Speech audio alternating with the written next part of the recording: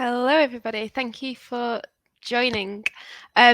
Really excited to be doing this presentation today. This is the first in a series of LinkedIn Live webinars that we're going to be running across the rest of this year, covering how, when, and why to use social media data. So in later sessions this year, we're going to be looking at covering the different data sources that are out there, how to build a killer social listening query, and how to interpret and activate on social data to make sure that you're getting the most out of it. We're also launching a written guide to DIY social insights today, so look out for that. But to start off with in the session today, we're going to be getting down to basics. So what is social insight? Why is it useful? And how can it help businesses to achieve better business outcomes? So, what is the value of social data over traditional market research? When used in the right way, we find that social media data can be incredibly powerful. And the reason for this is that people don't talk to researchers the way that they talk to each other. So, if you think about a survey or a discussion guide, that is essentially a list of questions that we think are important. Social data kind of turns it on its head because it allows us to see what's actually important to our target audience. So, what do they care enough about to share online? And social data gives us access to these interactions that are more raw, they're more authentic, and they're more immediate because people are sharing their experiences in the moment in which they actually happen. So we've not got to worry about post-rationalization or people trying to remember something way after the fact. And social data also allows us to view people's experiences at a scale which would be impossible to achieve with traditional qual. So the reason there's a picture of a guitar on the screen here is that we often say that social media kind of is like seeing a band play live compared to the studio album that you might get with traditional research. So social data is really powerful, but there is a bit of a problem in the social data industry at the moment. And the reason for this is that the outputs that we see tend to rely on superficial metrics. So you might have seen a social listening dashboard which shows you how many people have mentioned your brand or engaged with your campaign. Maybe it'll have a bit of high level sentiment analysis. AI might be used to give us a kind of a top level view of the key themes in a data set. But this type of data and analysis, it really just skims the surface. It doesn't really tell us anything about what actually matters to people, why they're interacting online, what the actual human truths are. So, whilst we do use platforms and machines to kind of help us gather and get a handle on social data, we don't think there's any alternative right now to using real people, to using qualitative analysis to actually unlock what's really powerful about social data. Because it's when you actually dive into and read through the comments, or you pull apart the images, or watch the videos, that you can start to find out what's really interesting. What are those actual human stories? What can we learn about people's daily lives, their hopes, their dreams, the issues that they care about, the brands and the products that actually mean something to them? Because we can learn huge amounts about people from social data. And if you're not using this unique source of data, you are missing out on an opportunity to understand people better. So, how can social insight actually help your business? We found across kind of all the different projects which we've done that there are 6 broad outcomes that social insight can help with. So 6 different stakeholders. And there's basically a huge range of questions which fit into these areas. As long as there is enough conversation happening online about the topic at hand, there's a lot that we can do.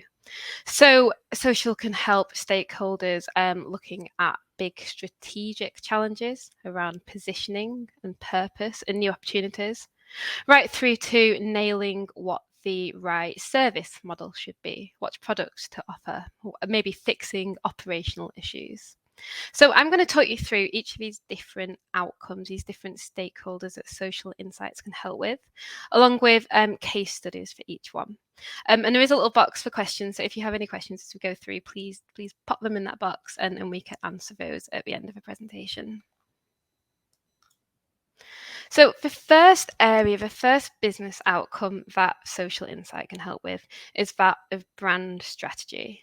So here it might be stakeholders working in a brand team, maybe thinking about brand positioning, working on who the brand's audience should be, how to position the brand. And social can be incredibly powerful for helping you to understand where your brand fits into consumers' lives. So how do people see you? How do people talk about your brand, and how does that compare to competitors?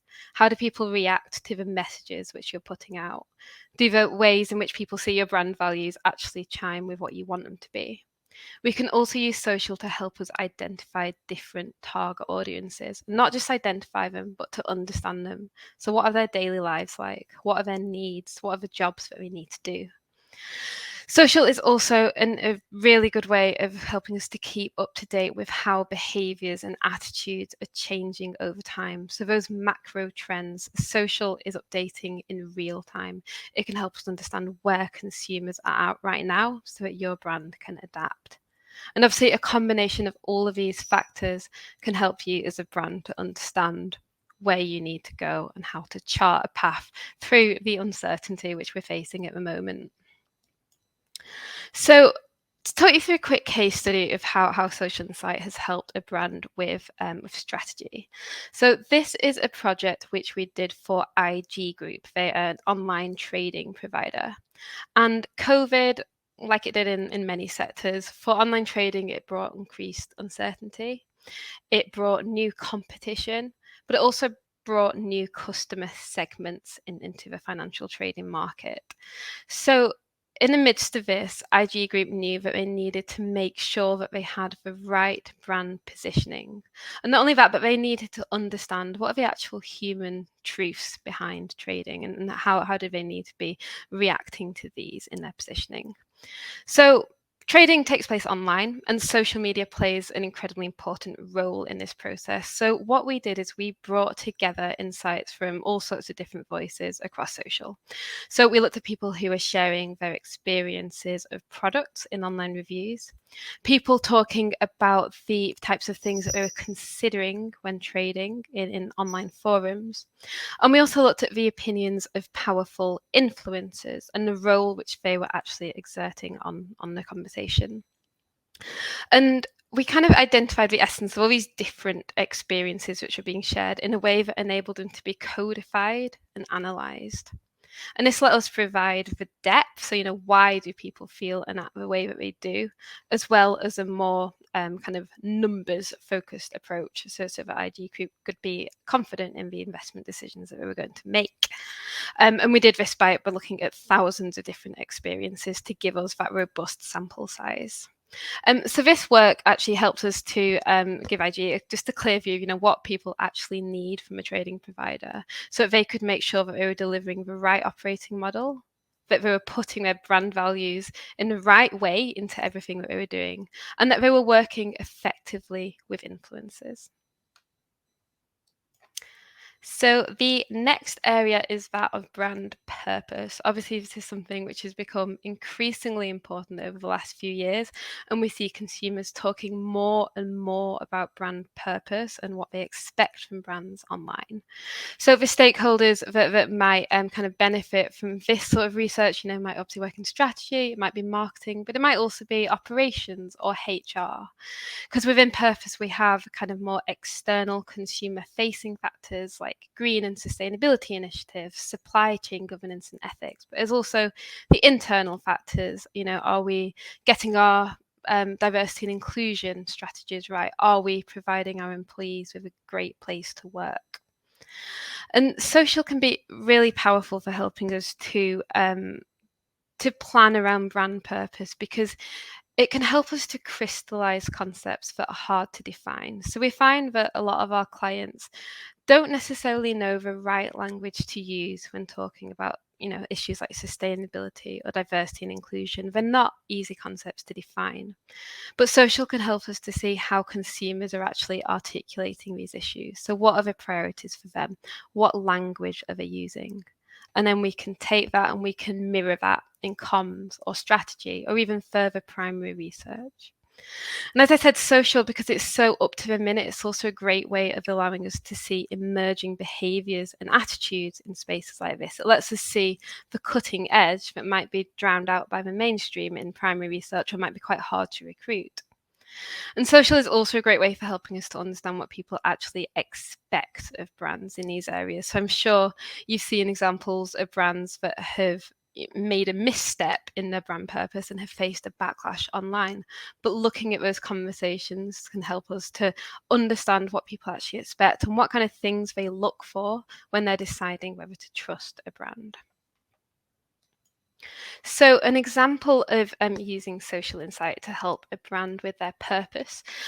This is a project we did with a global clothing brand, and they were keen to get a better understanding of the increasing consumer interest in green fashion so that they could plan their product ranges to better suit the audience. So this was a project which we did in Germany and France, and we looked at how people were talking about green fashion in these countries. So what does it actually mean? How does it differ in the two markets? And obviously green fashion isn't that easily defined. It does mean different things to different people. So we looked at the experiences of thousands of different people to see, what are actually people doing to be green? What makes a fashion brand good or bad in this area? So this helped our client to understand what green means, how to talk to consumers about it, and what their green stance should be, how they should be feeding that into product range. We also, as you might expect, we picked up conversations about the dangers of greenwashing. So we're able to advise our client on making sure that their proposition and their communication strategy were working together in tandem. And our client is now using these insights too to help them inform how to develop and market their different product ranges. So the third way in which social insight can help businesses is that of innovation. So how do we help stakeholders in R&D or innovation teams to understand consumer needs for new products and services? So social, again, it's up to the minute. It lets us understand what demand is like right now, both at the cutting edge and in the mainstream. It lets us see how those expectations and attitudes are developing so that businesses know where to invest or how to adapt. So if we look at social media posts and we look at online reviews, we can start to identify those trends in attitudes and behaviours. But we can also look at how are people using different products at the moment? What jobs are they employing different products to do? What are their frustrations? What are their expectations and the hygiene factors?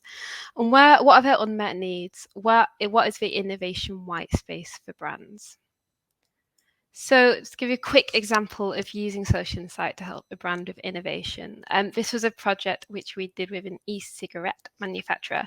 And it was around the time that e-cigs were just starting to disrupt the tobacco market. So our client wanted to know what were consumers actually saying about e-cigs and how would that feed into their innovation program. So we listened to the global discussion on e-cigarettes, and what we found was it was a real emerging market where early adopters were sharing their experiences with early mainstream consumers, and they were answering questions and helping these kind of confused early mainstream entrants to understand how does a product actually work. And by looking at these conversations, we were able to identify a variety of unmet needs and frustrations in the kind of early category conversations, which helped our clients to develop a range of new product ideas which met some of those frustrations. So we've looked at how social insights can help with brand strategy, with brand purpose, and with product innovation. The next few areas I will talk you through are how social can help with marketing and comms, how it can help with improving products and services, and how it can help brands to increase their appeal. So social in kind of comms and marketing is a really obvious fit because social lets us to see how consumers actually talk about your product, your category, your sector. It helps us to see what language people actually use, how people actually articulate their own needs, what their priorities are, what their key emotions are when talking about a particular category. We can also look at how people are engaging with competitor messages. So, what messages, what tone of voice, what formats actually work. And we can see whether there are any white spaces at the moment in the consumer needs that we know exist that competitor brands aren't actually addressing. And obviously understanding that the language, the needs and the emotions, these are all then things which we can echo in our marketing and comms to make sure that they're as authentic as possible. So, an example of using social insight to help a brand with their comms. This was a project we did with the British Red Cross.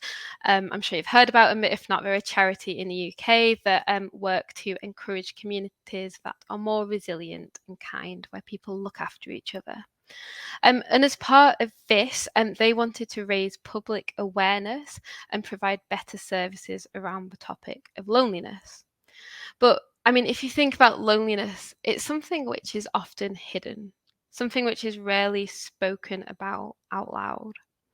On social media, though, there is a veil of anonymity that actually gives people a safe space to talk about issues like loneliness. So we read and brought together the experiences of thousands of different people talking about loneliness. And this helped us really get under the skin of what's actually going on, what causes loneliness and why. And we were able to identify a number of different personas, people who experience loneliness in different ways and in different situations. So this then directly fed into an awareness campaign that the British Red Cross ran.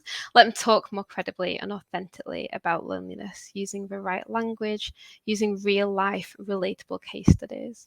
And as a result of this awareness campaign, the British Red Cross actually had thousands of people signing up to become volunteers to help isolated people in their communities. So the fifth area out of the six is that of product and service improvement. So helping stakeholders working in product teams, it might be CX or it might be UX, to improve those products and services. So this is about using social to find out how do people actually use and experience your products. How does this compare to competitor products and services? What do people love about your products and what are people's frustrations? And obviously, online reviews are incredibly important here in finding out this information, but we can also find people sharing customer service complaints on Twitter or people just talking about their brand experiences. And whilst people might think that the experiences shared online are polarized, so people will only share an experience they've had of a product when they have a strong opinion. Actually, the fact that we can view those opinions is really useful because it can help brands to understand what's actually driving those highs, what's driving those lows, and how do they develop products that generate more highs and avoid those negative experiences. And social data lets us see and codify people's experiences as they happen. So we're not relying on people kind of self-reporting their experiences in a survey, sometimes months after the fact. So an example of using social insight to help a brand improve their services. This was a project we did for Premier Inn, the hotel brand. And obviously with hotels, everybody knows that service is really important, but actually proving that, actually kind of proving the value of service in order to win investment for service against other options is a little bit more difficult because it's not really that tangible.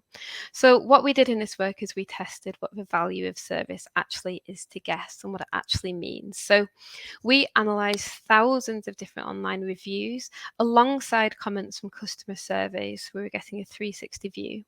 And we were looking at what service actually means to guests. So how were they experiencing service across lots of different touch points? What was going right and wrong in those moments?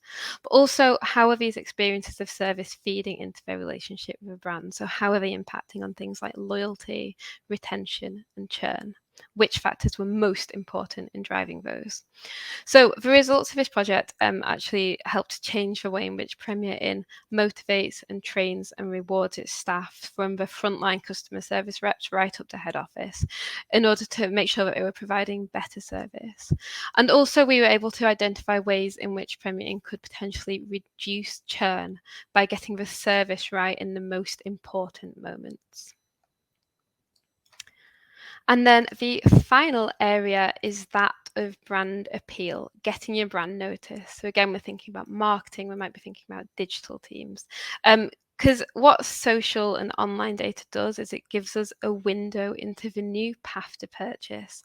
So it's about using social data to understand how people buy, where they buy, and why they buy, so that brands can be in the right place at the right time to reach people.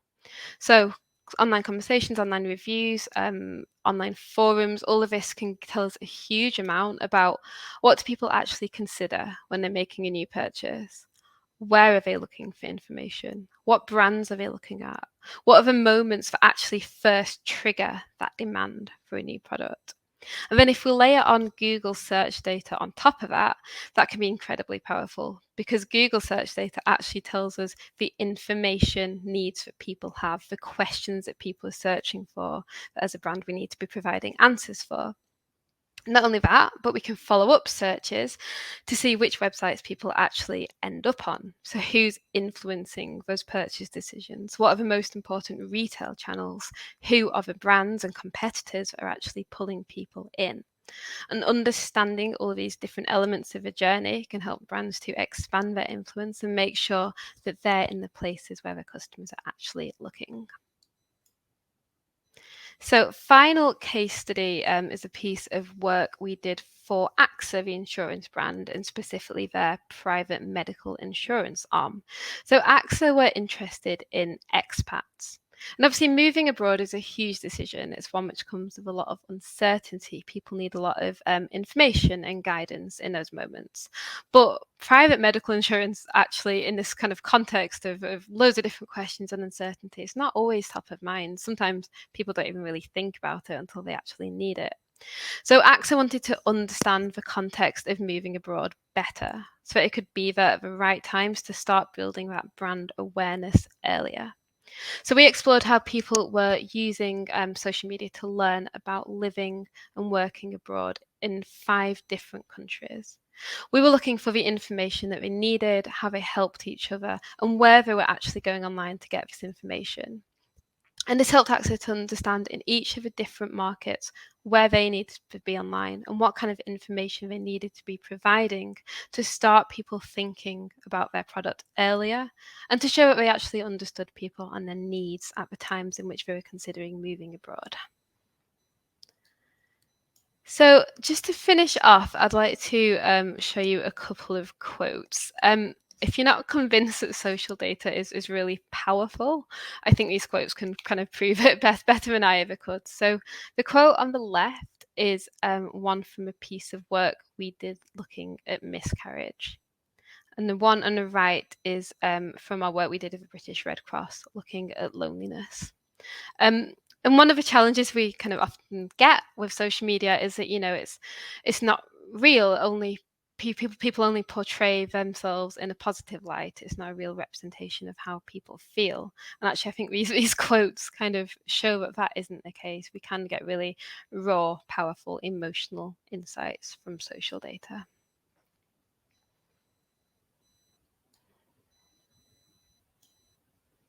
So, thank you very much for listening. Hopefully, this has sparked some ideas and you can start to see the potential for how social insight might help different stakeholders in marketing and strategy and product and innovation. So, please do look out for the next session in the series on how to actually do social insight. The next one coming up in May is all about the different social data sources that are out there and what you can use them for. But now we've got a few minutes, so if there are any questions, I'll answer those now.